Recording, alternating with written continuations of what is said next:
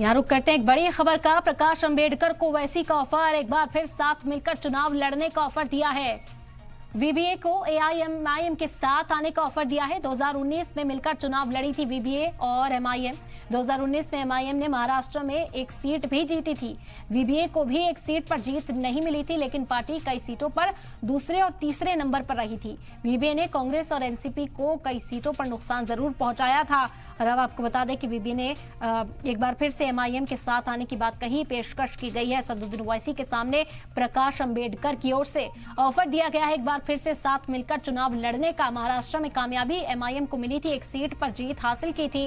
VBA को हालांकि कोई सीट नहीं मिली थी, लेकिन दूसरे और तीसरे नंबर पर जरूर वीबीए के कैंडिडेट्स नजर आए थे। जो नुकसान है वो पहुंचाया गया था कहीं ना कहीं दूसरी पार्टियों को। और एक बार फिर से ये ऑफर अब प्रकाश अंबेडकर की ओर से ओवैसी को दिया गया है। आपको बता दें कि असदुद्दीन ओवैसी को ये ऑफर प्रकाश अंबेडकर ने दिया है कि एक बार फिर से आप साथ मिलकर चुनाव लड़ना चाहें तो दरवाजे खुले हुए हैं। वीबीए को एमआईएम के साथ आने का ऑफर दिया। 2019 में दोनों ने साथ मिलकर ही महाराष्ट्र में चुनाव लड़ा था।